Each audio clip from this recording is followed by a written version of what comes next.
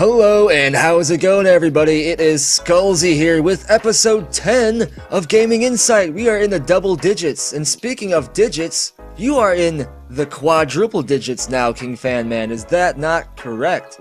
Wow, yeah, there's 2 milestones. I didn't know we were up to 10 already, and I broke 1,000 all in the same week. That's amazing. Yeah, it was like meant to be, man. I am That is so awesome. glad you got up there. That's 1,000 of many more to come, man. I appreciate it, and I know you didn't want to talk about it much, but I just have to say something. When we first talked, and I know I said this in the video, but we got to talking on Twitch, I think the first time we really talked, and I had 60 subscribers. And I just want your people to know that you're the kind of guy, here you are up to almost 10,000, and you were talking to this little guy with 60 subscribers, helping him out as a YouTuber. That's the kind of guy you are.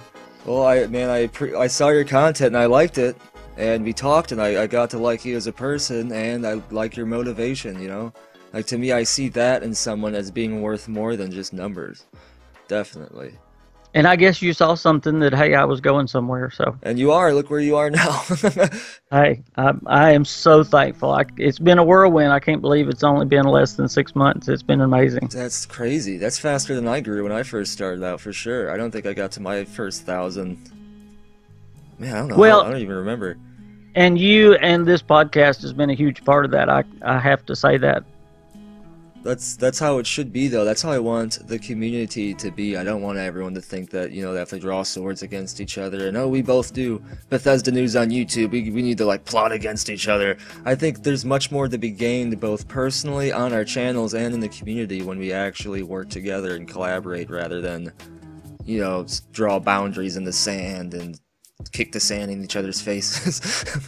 I agree with that 100%. In fact, there's some guys out there that are just starting out that I'm reaching out to. There's Scott the Intruder. He's a new Bethesda guy that is just starting out. There's several out there that I'm just trying to help out, because I can remember you helping me out when I had 60. So, and I know how much I appreciated it. So that's awesome, and I'm glad you're still here, and I hope that you keep on going. I want to see how far you go and how far we all go. And well, if lupus don't catch up with me or my old age, then I'm gonna be around.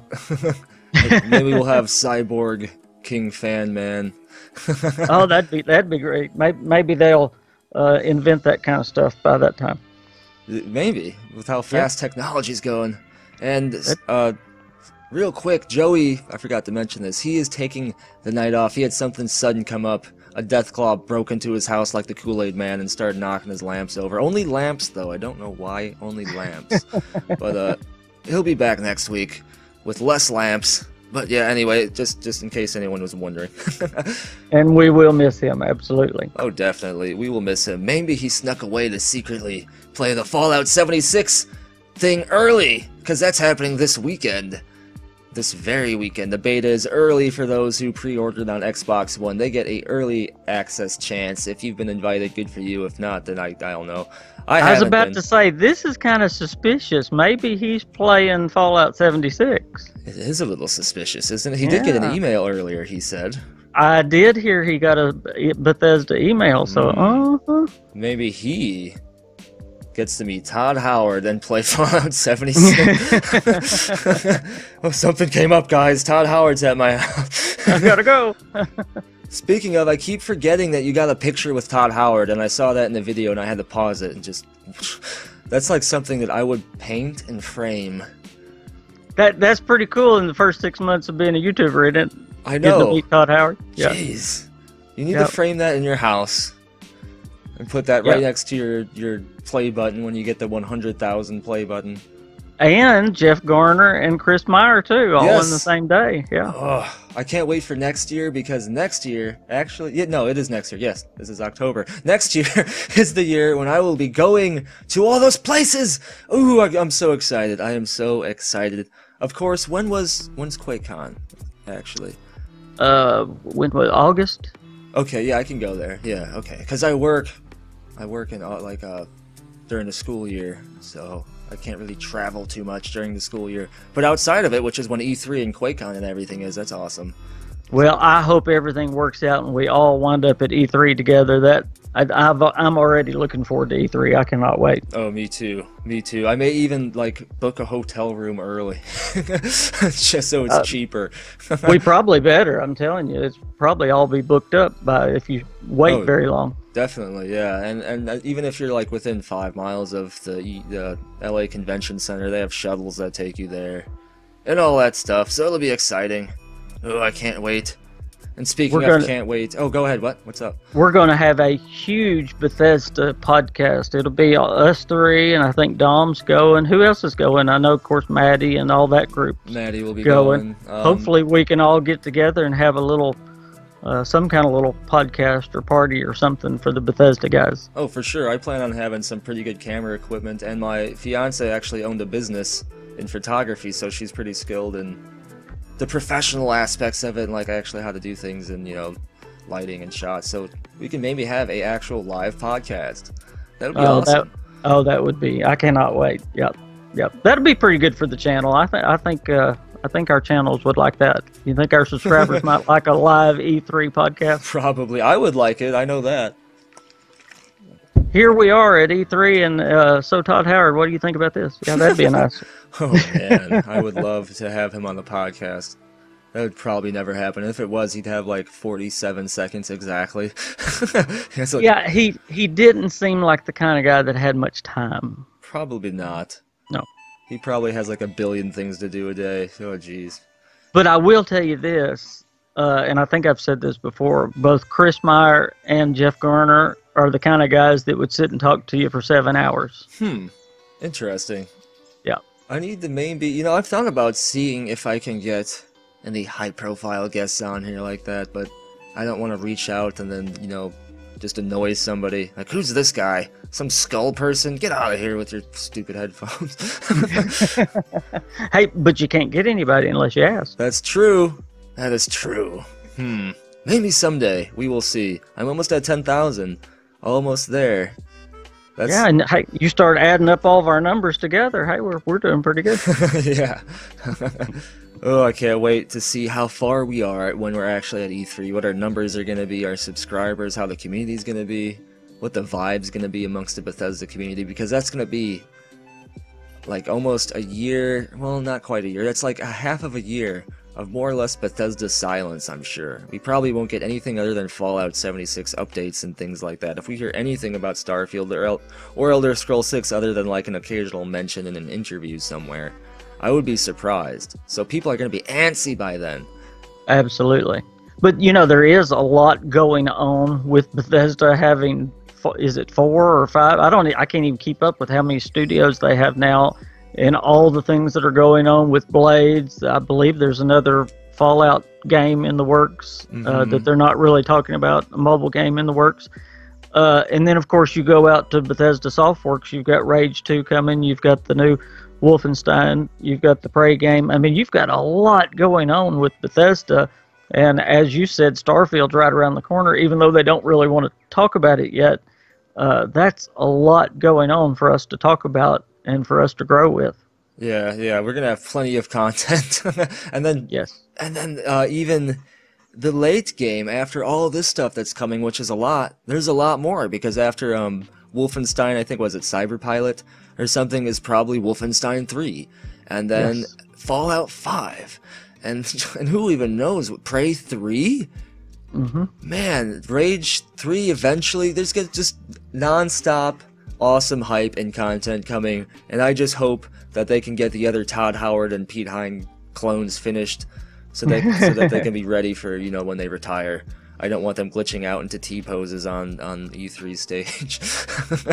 And this is an honest question. With the way they've been doing things and expanding both in BGS and with Bethesda Softworks, when do you think they're going to stop? Are they going to keep expanding? Are we going to see new IPs? Are we going to see more studios, not just with BGS, but also with, you know, Bethesda Softworks has been growing now for what, 3 or 4 years, just big time, taking all these new studios in. Are they about where they want to be, or are we going to continue to see growth in the next few years? You know, that is a very interesting question. I've been planning on doing a video about this, but I just need to find more solid evidence to go with my speculation. But I think that this expansion is kind of a necessary, not unwelcome, but uncomfortable situation, especially because Todd Howard has never wanted to expand too largely, because one of Bethesda's worst situations, and one of his worst situations, is when Bethesda was spread too thin and they almost bankrupted themselves before Morrowind. We've talked about this before. And I know a couple developers, not necessarily for Bethesda Game Studios, but just within Bethesda, and I've been looking up the public employee reviews for Bethesda Game Studios dating back to 2015, late 2015. Back then, everything was happy and fine. They said, you know, everything's really comfortable, people are open, they're open to your new ideas, let you try stuff in your own time, if it doesn't use up company resources. Apparently there's a really good gym and cafeteria at Bethesda, I guess. That was mentioned a lot. But when we got to mid-2017 until now, the employee reviews, not completely, about 80% of them changed drastically to being a stressful situation where everyone was kind of closed off and just wanted to stick to the main plan kind of thing, not open to suggestions, trying to push people to work harder and get things done. It seems like it's a more stressful situation, and the only thing I can think of about that would be because people maybe are uncomfortable with the expansion. Because it's gone to a more corporate feel than the homey feel that it was. Yes, that's a good, definitely that. That is a good point. I didn't think about that. But that and, what was that noise? Oh, you sneezed? Okay, bless you. You don't have to, like, hold your sneeze in. My fiance's back there playing a game and she sneezed. Anyway, bless you. King Famine says bless. You have been blessed from Arkansas. He has been, you've been blessed from the pistol-packing preacher of Arkansas. Oh. Well, you know, it went from a group of 100 or under 100 that knew everybody and had worked with each other for 25 years to now 4 or 5 studios, people that don't know each other, and it's owned by a corporation, so it's a totally different organization now. So I can imagine that it would be a lot of stress just because of it would be like, and I hate to go back to school days, but just remember changing schools. It was a stressful time. You know, you go into, it's a whole new thing. So you can imagine going to a whole new way of working when you've been doing something the same way for, 10, 15 years. Yeah, it's like going from the small elementary school to the big high school where it's larger, there's all these cliques, all these different grade levels, but you're all the same school and it's confusing and you just want to go home. Exactly. Let's go back to have recess. That was fun. Yeah. So that is a good point. I bet you that's a thing too. And on top of that, I bet you Todd Howard is probably dropping the hammer, because I've heard that he can be a little I've never heard bad things about him, but that he has a strict he knows what he wants, and he expects you to deliver it, and he'll be a little nitpicky, I guess is the word I was looking for. He expects perfection, but he's not mean about it. Like, if one little line of text is 1 pixel off from the others in the menu, he can notice that and fix it, which is, applicable, and I would agree with it, but people just say he's like that. And if he's in this situation to where an exact replication of it in the past almost caused him to lose everything, I could see why he would be a little cautious and probably on edge, especially if this was pushed by the corporate entity Bethesda Softworks and ZeniMax, which I'm sure it was. In fact, I think Fallout 76 was pushed by Bethesda Softworks more so than Bethesda Game Studios. Todd Howard does say that there were developers wanting to make this game, but when he talks about Fallout 76 compared to when he talks about Starfield, it's night and day. It seems like Starfield has him excited. Fallout 76, he just sounds like he's just telling you the stuff that needs to be said. And we know you may be worried about it, but this is the game kind of thing. But yet, on one hand, they are celebrating a success that they never even dreamed of. I mean, even though, in the days of Skyrim, they had great success, I don't know if you watched the No Clip documentary on Fallout Shelter. Did you watch the newest one? Oh, not Fallout Shelter. No, excuse me. I haven't. Well, we've talked about Fallout Shelter a lot. Well, they gave a new stat on Fallout Shelter. I knew it was the most played game, and it had made the most money, but it actually has made more money, and more people have played it than all the other games combined that they've made.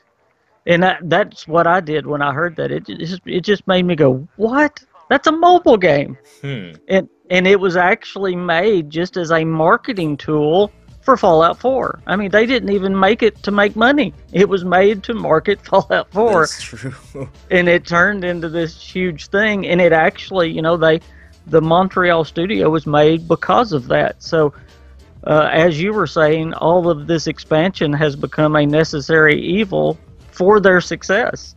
Wow, that's a great point. I didn't think about that, because that's exactly what it was too. Even at the time, that's what they kind of said it was. They said play this until Fallout 4 comes out. And now here it is, this gigantic thing. I wonder if, I also think Fallout Shelter had an influence on Fallout 4, because there's that Vault DLC where you were able to build a vault, right, and take residents in. Oh yeah, Vault 88.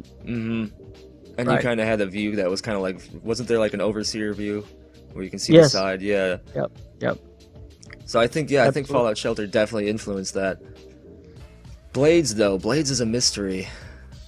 Well, the other thing that was neat in that documentary, they actually had, when they did Fallout Shelter, they had two ideas for a game. And one was Blades, and one was Fallout Shelter, and they went with Fallout Shelter first. So they had an idea for a Fallout game, they had an idea for an Elder Scrolls game.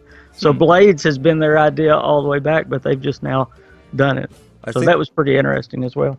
That is interesting. I think that's a good decision, too, because I think Fallout Shelter would be more accessible to a larger audience than Blades would be.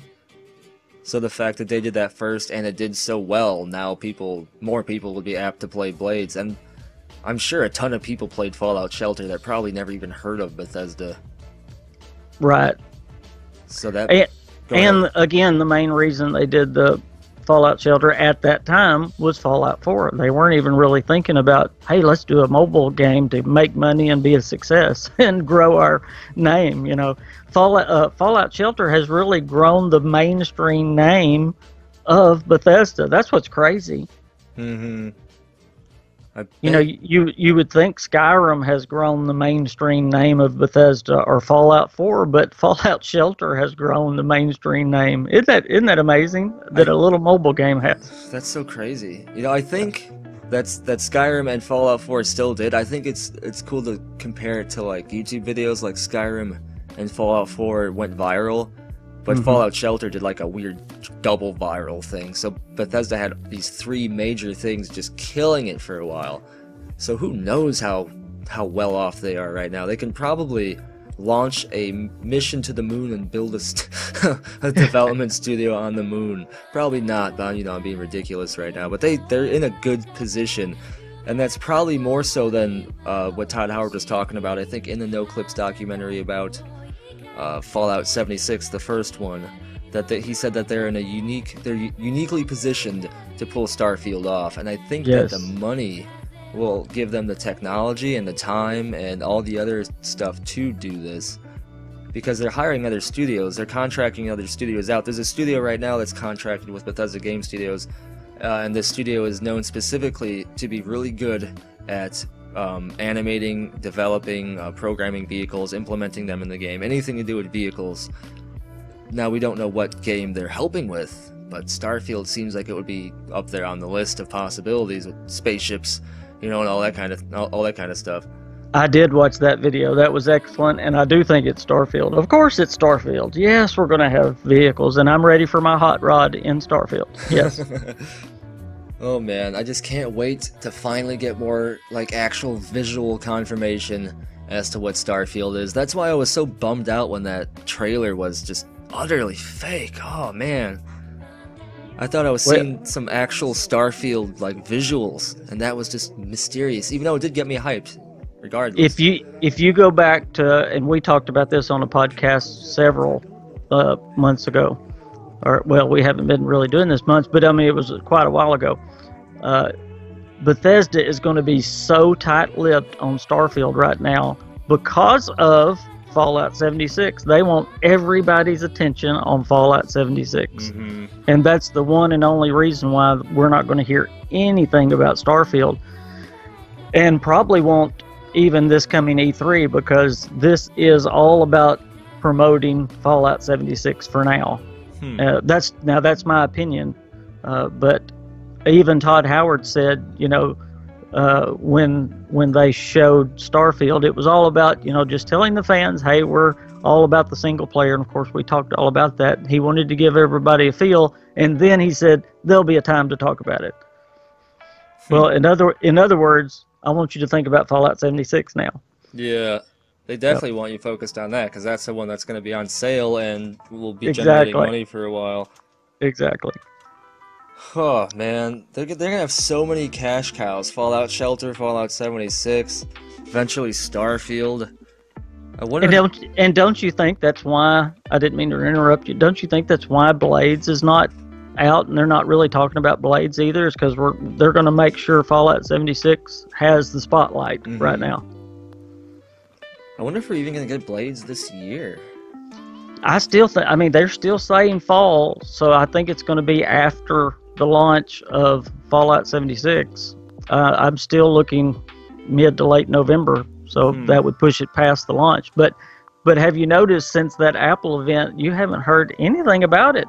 Yeah, exactly. The only difference is it's recently, well, a little while ago it was taken off of the Android App Store, and now recently it's put back on there as coming soon. Right. So that's a difference, but that's it. But that doesn't mean anything either. It's a big mystery. It is a mystery. All we know, it's coming this fall. You know, I never looked into the trademark for that. For the Blades? Yeah, I never did. I probably should if there is one. I think I saw one somewhere. I think there is. Oh, you know there is one somewhere. Maybe I'll do that. Maybe I'll check into Blades a little bit, see what I can find.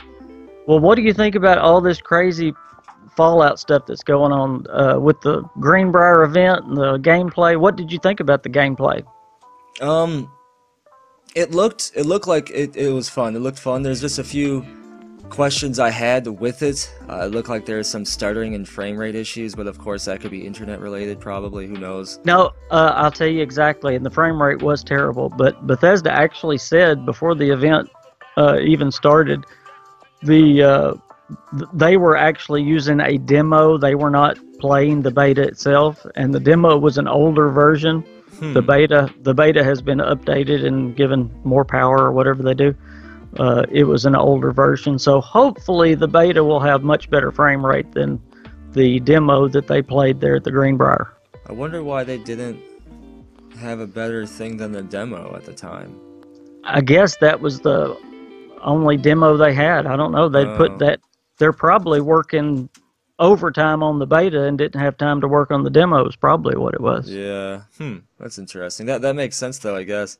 Of course people are going to be like, oh, I'll believe it when I see it kind of thing. That's why you got to be careful doing that kind of stuff. Absolutely. Get the community going in one direction.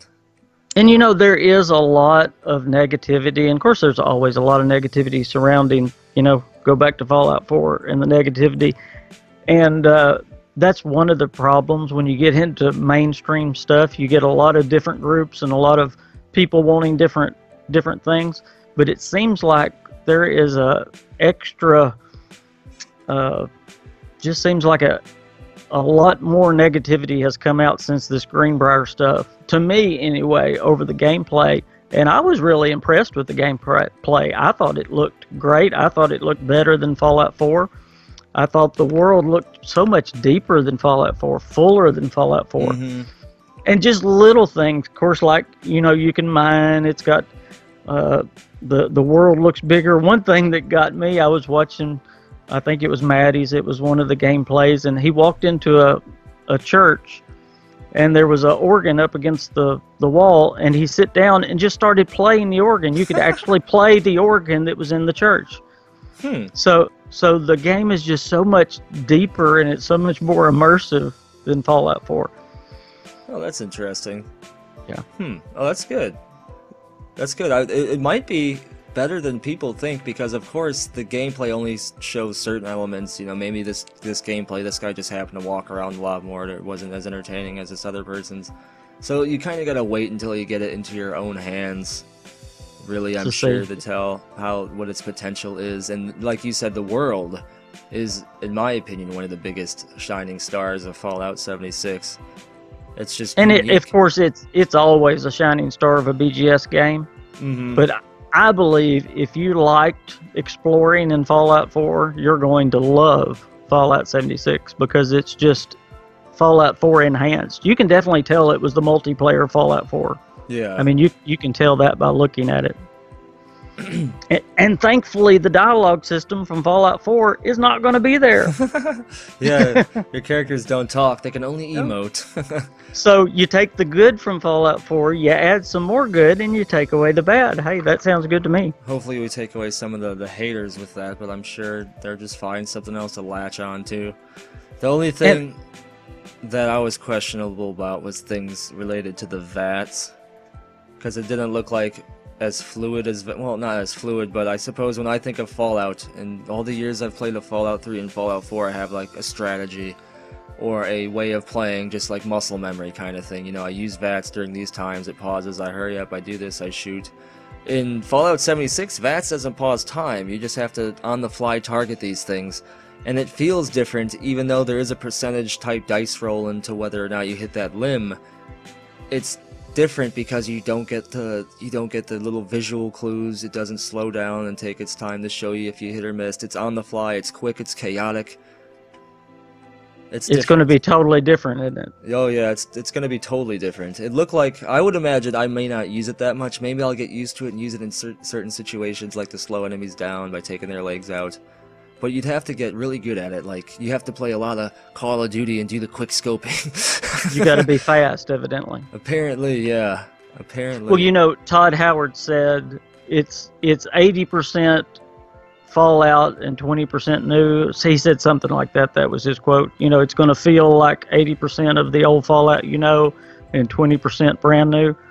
And really looking at the gameplay, it really felt and looked like a Fallout to me, except for, like you said, there were certain things like the VATS that was like, oh, you know, this is new. This is going to be brand new. And of course, some of those things were kind of exciting to think about, you know, some brand new things. You can't do the same thing forever. I mean, it's nice to switch things up, try different things out, and let the franchise evolve. But then it makes you wonder, because this is an MMO, like kind of a separate entity of Fallout, how are any changes from this game going to be implemented into future Fallouts, or are they going to be specific for the MMO genre? Right. And there are some, and I'm learning because I haven't played online games before. A lot of the weapons are leveled in this game. In fact, almost all the weapons are leveled. In other words, you can't get a certain weapon until you reach, you know, level 15. And that's a normal thing for a MMO. I didn't know that. Yeah. But it makes sense, because if I happen to find a, you know, Gauss rifle, you know, when I'm level 5, it wouldn't be very fair if I could use it, you know. Now I can keep it in my inventory, but I can't use it until I get to level 40. And that makes sense. That's a way to keep the game fair. Oh, there'd be people saying it breaks immersion, like, oh, there's no reason I can't put these boots on. And that goes back to my point that there is so much negativity, and it seems like, well, y'all just gonna have to. I'm plugging my video. I put out a video called "Purposely Pessimistic." Say that 3 times fast. It seems like there are some that are trying to go overboard, trying to pick this thing to death. Where you could have, you know, a little bit of excitement and point out some good things, there's some people that are just trying to nitpick it to death. And I hope you don't mind me going a little long on this, what I'm talking about, but I had a subscriber send me an article, and it was very neat. It had nothing to do with Fallout or Bethesda. In fact, it was about Disney, you know, the Disney parks. This person really likes Disney, and you know, Disney's a mainstream thing, and they get in trouble all the time because people get mad if they change anything at the Disney parks. but people also get mad if they don't change things at the Disney parks. So no matter what they do, you know, people get mad because it's such an iconic place. And I thought, you know, that's Fallout. You know, if you do something to it to try to make it better, people are going to gripe. Well, if it stays the same, people are going to gripe. But that's just my take. It seems like people are being purposely pessimistic sometimes. And I'm talking about even some game critics that are trying to go overboard with it. But that's just my take. No, that's true, and that's probably what's going on. I don't know why that is. I don't know if it's a personality trait to just try to be angry over everything and just find something to consistently be upset about, or what it is. I'm sure for the game reviewers, they probably do it to get the, you know, they get the drama views, like, oh, this is horrible, this is the worst thing ever, all caps. Well, do you mind if I ask your opinion? And I want to see if I'm off base here, and I'm going to take your opinion. I think some of the people that went to the Greenbrier event are trying to bend over backwards to look objective. And I think they're going overboard, nitpicking the game way too much, so they don't look like that they're Bethesda fanboys. In other words, there were a lot of videos that came out saying they can't be objective. You know, a Bethesda bought their plane ticket, they bought their hotel. You've seen those videos, yeah. And it seems like a lot of the game critics are trying to go overboard the other way. Maybe they're trying too hard to be purposely pessimistic. But I just wanted your opinion. Do you think that could be happening? I think so, because it seemed, I don't want to mention any channel names, but it seemed a little weird that a lot of these channels all of a sudden had these like videos related to how Fallout 76 wasn't quite that good all around the same time. Exactly. I don't know if they're trying like to not have the community just jump on them or what it was, but I don't know. I definitely don't think all of it was genuine. And there was no positives, no focusing on any positives. I mean, come on. And some of the negatives that they pointed out were like, really? I mean, it looked like nitpicky stuff. Yeah, and it kind of pissed me off, to be honest, because I get it, you don't want to seem like you're just, you know, they bought your ticket and put you in a hotel room. You don't want to seem like you're just saying good stuff because of that.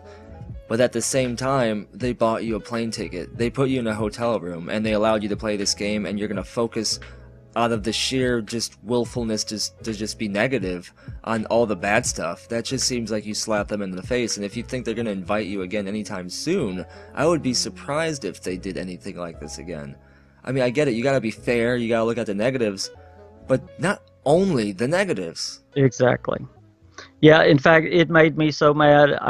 I wasn't feeling very well yesterday, and I did a video, and I had it. It was about 5 minutes ready. It was already uploaded. It was 5 minutes ready to go up, and I deleted it because I thought, you know, I was a little bit too mad when I did that video. So I toned it down and put out a nicer one today. A nicer one. A nicer one, yeah. No, I think you're right, man. There's something with that. I don't know what it is. And it sucks that the negative aspect of the community, the negative voices, are the ones obviously driving these situations to happen, because now they are literally causing Bethesda some sort of grief, because I'm sure they weren't expecting this type of not backlash but coverage from Fallout 76. You know, I'm sure they weren't expecting all positive, but a lot of these are just hate, just like no reason. It's like you couldn't spend 5 minutes to just say, but you know what, I had fun with this, that, and this, and I could see how this would, you know, they didn't even do that. Right. And it's I don't, even as a YouTuber, I think you failed. I think you failed not being able to wrap up a positive into the situation, because what person wants to leave anything feeling negative? It's why I don't listen to sad, angry music, or watch a movie where everyone dies and the kid is left alone in the field. And, like, why do I want to get sad? You don't watch Old Yeller? No. No. I don't want to get angry and sad and listen to the song where they sing about all the horrible things. Like, no, I want happy stuff. I don't want to go to bed, like, wanting to not wake up. You know what I mean? I was watching one of the videos, and the guy said 4 times before he even started his review, I'm not going to be swayed by Bethesda buying me stuff. He said that 4 times, and I thought, "Oh my word, Can you someone- were swayed, but the wrong direction." He was, yeah, exactly. You were definitely swayed by first Bethesda and then yourself. Exactly. I won't be swayed. Someone needs to put that into a cringe compilation video somewhere. Man, yeah, I don't. I think it's like I get it. I kind of get a little bit of it, but at the same time, they should have realized that they're being completely disrespectful to the giving nature of Bethesda with this action. Bethesda didn't need to do any of that. And on top of that, even from a game review perspective, and especially because it was an early version in the demo, even if it was a beta, even if it's a beta, you can't just completely tear it down without throwing any kind of positive up there, especially if it's a beta, even more so if it's an earlier version of the beta or a demo or something. I think it's ignorant, man. I think that's the nicest word I can say is ignorant. I'd like to drop a couple other words in there, but I'll leave those out. Well, in my nicer version of my video, I gave them the benefit of the doubt and said, hopefully they have good intentions and they're trying to show that they're being objective, but they're going way too far. But that was my benefit of the doubt. The sad part is, some people are out there listening to us going, well, people shouldn't listen to YouTubers. The sad point is you can go to any big YouTuber, little YouTuber, it doesn't matter, and you listen to what they say about a game and then go down through the comments. The majority of the comments will mirror what the YouTuber says. Mm-hmm. So yeah, exactly. It does have an effect. And you can go to these negative Nancy's and see in the comments, well, I'm not even going to buy Fallout 76 now. And that's very upsetting. I actually had subscribers contact me that were excited about the game, and they would say so-and-so that had a review that got them all upset about Fallout 76, that they were worried about getting it. And I was like, oh, me, And then I'd have to go watch their review. Oh, man. These fucking... these empty-headed assholes, man. You're right, because the people don't have what these creators have. They don't have the game in their hands. They don't even have half of the visuals, the video, the gameplay. They don't have access to any of the stuff that these people have. So they are the actual messenger for the state of the game to these people, because the only thing they can know of is the videos that these creators have chosen to show of their gameplay and what they say about it. So if they're showing bad stuff, talking about bad stuff, people are suddenly going to have that as the overshadowing most recent information they have gained about Fallout 76. And these assholes they don't think about that, because they're thinking about themselves. They're thinking about how they can look a certain fucking way and screw the community, screw the truth, and screw people knowing what the actual state of this game is, because I have to look a fucking certain way to people, otherwise I don't feel good about myself and I'll cry. God damn it. Now you have me going on a rant. It's true, though. They didn't want to get blamed for being a fanboy or, getting bought off or whatever. There was a lot of those videos that came out, they can't be objective now. And yeah. Well, they weren't, in my opinion. But you know what? They succeeded, though. They're not fanboys. They're just little tiny boys now. They lost the fan out of it. Now they're just little boys. Good job, guys. Instead of being a fanboy, now you're just a tiny little boy that has to be away. Because it's not what you... I don't even know. I didn't mean to get you worked up. No, you're fine. No, it's true. It's... The community always, I think, is still at the start of this all, because of the haters in the community and their inability to control their emotional intelligence and their actual perspective on a situation that isn't a complete 100% developed game that is in their hands. I think that they led these creators to have this filter in front of them of what they needed to do and how they needed to portray this information in the community, and everything got messed up, everything got foggy, and we're just standing in a fog of negativity where something cool runs by once in a while that reminds you that Fallout 76 is awesome, but then it's lost in the fog again, and you're just waiting. Thanks, community. Yeah. It's literally what it is. I think... I really don't know if it'll get better. It's hard to say. I think the only way for it to get better is when people, maybe this weekend, when the normal individuals without an ego complex get the game in their hands and actually start talking about it. Maybe then we can get some hope.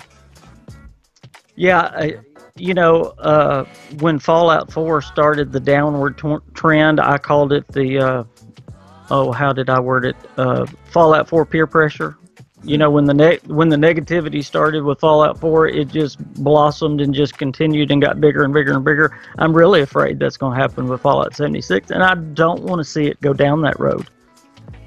Man, I'm just tired of the negativity. Like, I really am. Like, I understand, you know, I'm 30 now and I'm ancient to some people, but, you know, back in terms of gaming. But when I was younger, I remember gaming. I mean, obviously, it wasn't as grand as it was now. It wasn't all connected.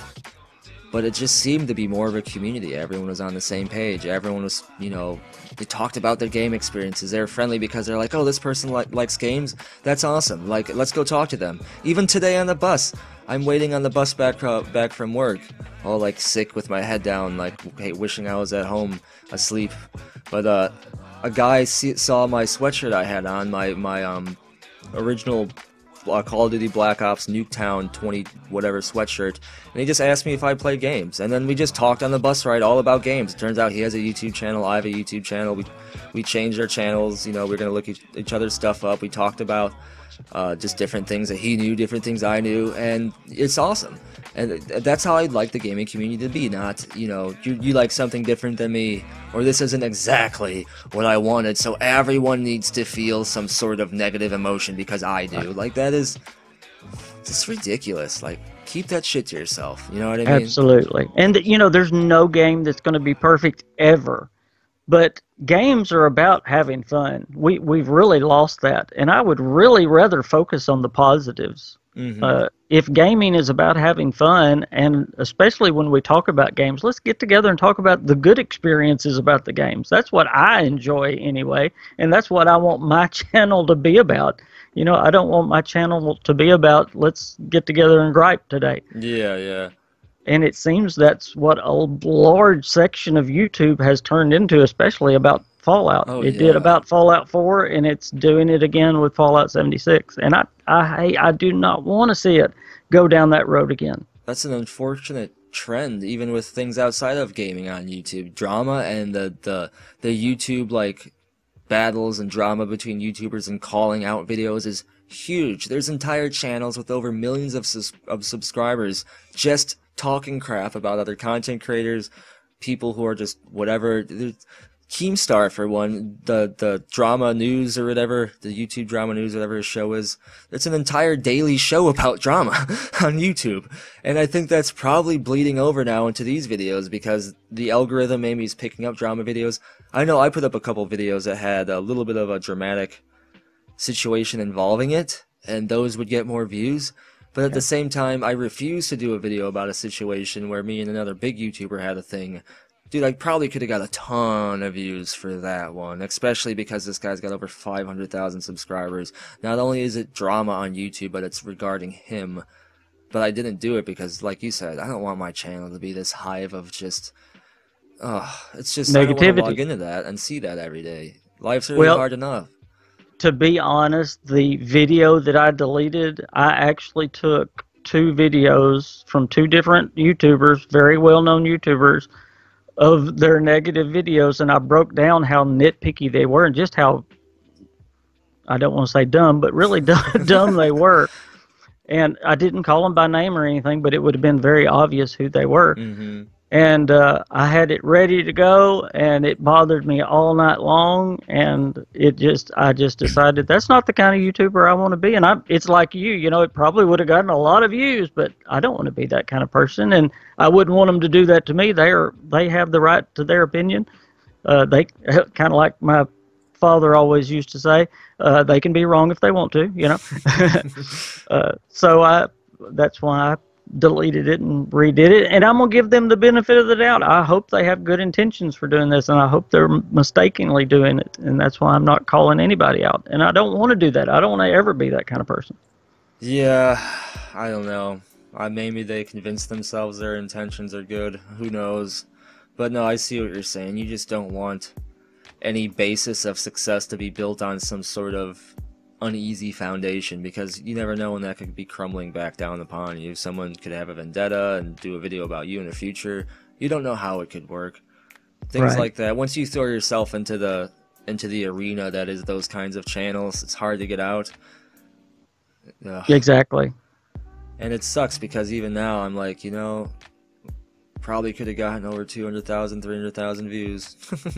But so what? I'll get more videos like that. You'll get videos like that. It's better to have them about real stuff, because then you get all those new viewers and new subscribers based on a better positive scenario, which means that your community is going to have a higher percentage of those kind of people in the long run, which is good. Exactly. And I don't want to be too preacherly, but this old world has enough troubles. I don't want to add to the troubles, and I sure don't want to tear anybody down. Life's hard enough. I want to encourage people instead of tearing them down. Mm-hmm. So yeah, and that's what I want my channel to be about. I want it to be about positive, and if it's gaming, let's have fun. Let's don't be negative. Yeah. If something's silly in a game, say, this glitch is stupid, or this mistake is an oversight and they should have fixed it, but don't be belligerently being negative. Yeah, I totally agree with that, and I hope the community can change away from that.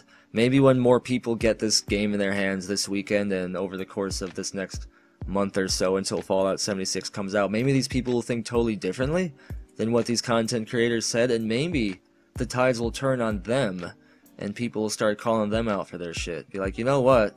I actually played this and I don't agree with 90% of what you said.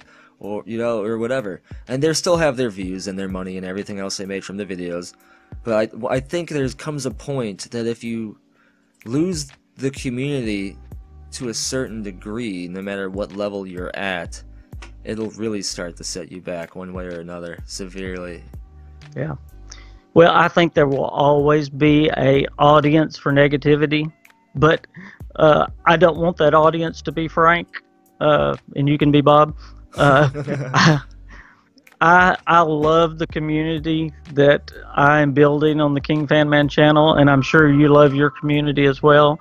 But I have some negative Nancy's that come through occasionally, but most of my subscribers are so kind and so nice to me and each other, and that's the kind of community I want to build. And I hope part of it is because I try to be that kind of YouTuber. So that's true. I think if you're a negative YouTuber, you're going to attract negative type people. Oh, for sure, definitely, yeah, definitely. No, that's a good thing, and I think people should keep that in mind, man. You got to think about the community more than you got to just think about yourself and your channel. I've had to do that a few times. I've had situations when I could have gotten a bunch of views and I didn't. You did too, but you know what? We're here now, and we'll get bigger and larger, and we'll keep those same morals when we're at 100,000. Absolutely. And we'll have a better community. But, hey, what's going on with Starfield? Anything new with the trademarks and crazy things? I've been gone to Mexico. I've been out of the loop lately. Nothing necessarily new with Starfield. I did some research into if there's going to be vehicles in it, and I found a lot of evidence. Yeah, I did watch that video. That was great. That was exciting. And by the way, y'all had a great podcast last week without me while I was gone to Mexico. I listened to it in Mexico. It was wonderful. Oh, that's pretty awesome. Just wanted to tell y'all that. Thanks. How was Mexico? How was it? Was it cool? It was great. It was great.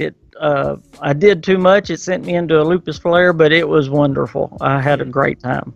I got to do a lot of preaching, a lot of eating stuff I shouldn't have eaten, but hey, I didn't get sick, so I did good. That's always good. That was the first thing my son asked. He said, "Did you eat tacos on the street, Dad?" And I said, "Yep.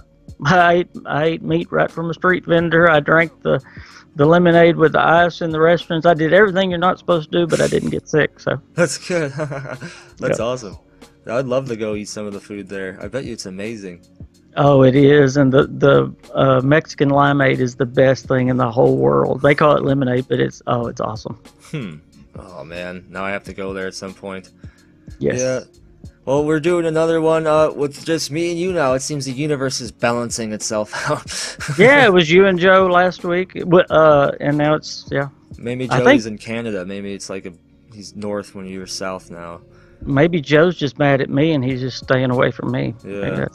He's like, why are you still in Mexico? No. I hope everything's good with him. I think he just had a secret Fallout 76 mission to go on, probably. I didn't get invited into the thing. there is, we were talking about it earlier, there is the early beta that's hitting this weekend, isn't it? Yeah, for Xbox One. If you're a lucky one, check your email. If you pre-ordered on Xbox One, you may have something waiting there that you don't know about. I don't have anything. I've already got some subscribers saying that they are in, but now if you are in, just know you're under the NDA. You cannot talk about it. Yeah. Don't post pictures and all that kind of stuff. Yeah, don't tell me anything on Discord. Just leave it to yourself. You don't want to get yourself in trouble. Just a question. Wonder why they're doing the NDA for the early and not the beta.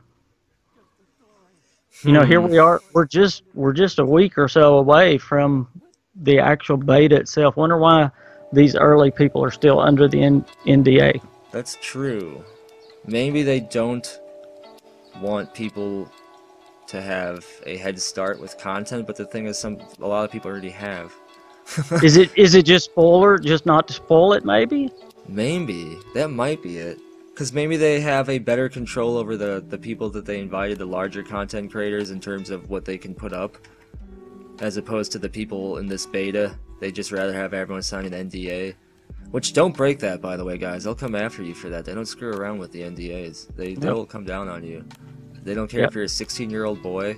They will sue your family, and they'll probably win. No, I'm not. Yeah, it's horrible. That's why I was saying, don't post it on social media. Don't. No, don't. The worst that'll happen is you're going to lose a lot of money. And you only have a week to wait, so just play it, enjoy it, and don't talk about it. Yeah, don't even, if you're going to talk about it, wait a week and just act like all that stuff happened in the week. You know what I mean? Like, if you have to talk about it.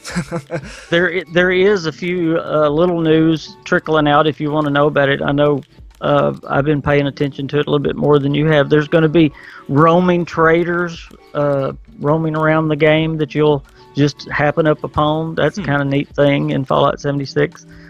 They just kind of like in Skyrim, you know, you happen up on the traders walking by. Yeah, Far Cry or Fallout 3 as well. There's also going to be legendary enemies and legendary weapons and stuff like we had in Fallout 4. Those are going to be coming back in Fallout 76. So those are two that just came to the top of my head. But there's a lot of new things that are just kind of leaking out here and there that we're getting little glimpses of the things that are coming out. I think this game is going to be unreal. I cannot wait. And I know I say that all the time, but I am so excited about it. I am excited for the full actual experience of the game. I think it'll be probably what people aren't expecting, but it'll still be a ton of fun. Like, it'll be like, oh wow, it'll be refreshing. I think is a good word, actually. Refreshing. What's exciting to me, Skullzi, is the fact that this game is not going to sit still. It's going to keep changing and growing and getting better. I mean, if you don't like how it is at the start, it's just going to keep getting bigger and better. And I mean, even the little things are going to change. Mm-hmm. You know, they said this is going to be a constant evolving game, and that is so exciting. You know, even a game like Fallout 4 or Skyrim, with the updates, not much changes. Once the game comes out, not much changes other than the DLCs or things like that. This game is going to be totally evolving all the time. Yeah. On weekly and monthly basis. Now, to me, that is so exciting. It is. It's super exciting. We're gonna have like a non-stop Bethesda Game Studios experience. Yeah, every time you turn on your computer, it's like, you know, what's going to be new in the world of Fallout 76 today? Oh man. I hope there's gigantic death claws. That would be awesome. I don't know whose footage it was, but we already know the Cranberry Bog is going to be crazy. But in somebody's footage, there was a Deathclaw fighting a Scorch Beast, and it was amazing. Oh, it just wow. it looked incredible.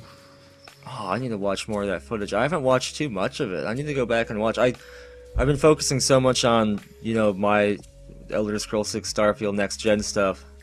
I haven't been looking too much into Fallout 76, and I let everyone else kind of take that role with 76. Is there anything major we need to talk about? Because we're running close to time here on your stuff. I've dominated on Fallout 76 this time. I'm sorry. No, I was happy to talk about Fallout 76. I didn't have anything major. The only thing, I guess, by the time this video comes out, there's no new trademarks called the Little Men from Mars or anything like that. Nothing new. No, I haven't looked into the trademarks in like 2 days though, so I need to check. But no, but I do need to look into Elder Scrolls Blades. I'm not sure why I haven't thought to look into that yet. I should have. I'll do that though. And I've been doing a lot of next gen digging, like a video that should be up yesterday from the day that this is uploaded. I'm talking about some next gen stuff where Sony talks about the PS5 without talking about the PS5. Seems to be a lot of conversations about next gen. Sony's been mentioning next gen a lot recently. Is it still looking like next year, or when are we thinking? I think it's next year, or at the latest 2020. I think they're trying to do some new innovative technology that may not be as easy as they're trying to do, so it potentially could get pushed back to 2020, which could be a reason why Bethesda hasn't been upfront about exact release dates yet. That's why they're saying like an extra year or two than what we estimate, because the next gen consoles may get pushed back a year. They're saying 3 years. I don't think it's 3. I think it's 1 to 2 years. I think they're just overcompensating. But it looks like both Sony and Microsoft want to have streaming be a major component with these consoles, meaning you can stream the game or stream anything on your console to your phone, to a tablet, to a whole bunch of stuff. I don't know exactly how that's going to work. And I know Sony wants to be backwards compatible going as far back as the PlayStation 1. Oh, wow. Yeah. They actually have a really special CPU that's patented specifically to try to get this done, that can partition part of its cores specifically to downgrade itself, because it may be a little confusing for some people. I'm sure you understand what I'm saying about this, so I probably don't need to explain it too deeply to you. But the CPU has cores in it, and older games, the architecture for those games needed to run on a certain core architecture, so even a newer CPU has trouble running some older games. It doesn't line up right. I don't know the exact explanation to give technically, but if the CPU is too fast, it won't be able to run PS1 games. So they're trying to make a cool CPU to where it can partition its cores and lock itself off to where it can downgrade itself on the fly to be backwards compatible. It's really crazy. That would be incredible, though. Oh yeah, it's interesting technology. The patent for it is like 20 pages long. Wow. 20 pages. Do you think Starfield might be a launch title for the Xbox?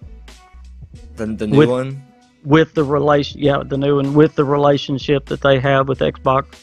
That is possible. It depends how the Sony relation with Bethesda works. As of right now, I think it'll launch on both the PlayStation 5 and the Xbox, whatever.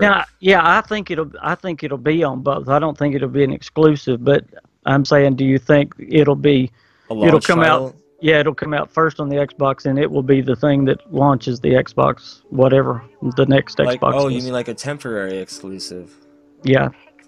If Bethesda and Sony keep having these little back and forths, and it gets pretty nasty, then yeah, I think that's possible. As of right now, I don't think that will happen, but I do think that it is possible depending on what's going on, because it seems like Bethesda's now claiming openly responsibility for pushing Sony into this cross-play situation, and I just don't want it to be a negative thing, because they've had bad relations in the past back with Morrowind. I don't know the exact details, but if you remember, Morrowind wasn't on the PlayStation.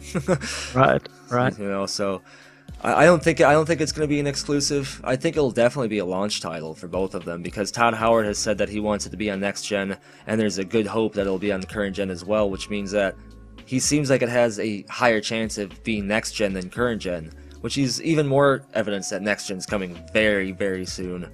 Very soon. I say 2019, or at the latest 2020, if something is going on with all this crazy tech they're doing. See, I'm just imagining a bundle pack Starfield, Xbox, whatever they want to call it, Xbox 2 or Xbox 2000, whatever they want to call it. But it's all painted up like the Starfield space station, and it's got, you know, the metal steel box, the steel book Starfield with it. And oh, can you imagine having that? That would be awesome. I would buy that. I would definitely buy that for sure, like a custom Starfield console. Yeah, how much would you pay for such a thing? Oh man, I don't even Well, want to give I them an just got idea. excited about it. I don't want to give them any ideas of what they can charge. Yeah. Todd Howard, are you listening? We want the Starfield bundle pack with the Starfield custom Yes. Xbox 2000. We want little Skullzi King Fan Man logos in there. Yes, absolutely. Definitely. Oh man. So much stuff on the horizon for Bethesda Game Studios. Fallout 76 is coming this weekend. Hopefully we hear a lot about that. We're getting close to time, so I'm going to go ahead and round this down. That way I can finish editing my video for today too. I was sick the last couple days, for those who don't know. Being sick sucks. It really sets you behind. Yes, it does. I hope you get feeling better. I'm feeling better now. I like to put my videos up at 10 a.m., but I will do a video every day. And even if I'm sick, if it takes to 11:59 p.m. to put it up, I'm doing it. It will be up every day. But yeah, man, it's been an awesome podcast. Glad you're back. Yeah. As always, I enjoyed it. I missed last week, but thanks again. And I wanted to say one more time, this podcast and you has been a huge part of my journey to 1,000. I just want to say thanks again, and it's awesome to call you a friend. Oh man, I'm awesome. You're my friend too. We got a big future ahead of us, man, both of us, and I'm glad you're here, and I'm looking forward to where this all takes us and the community, and of course Bethesda. Yes. And as always, thank you for watching. See you next time, guys, in the wasteland.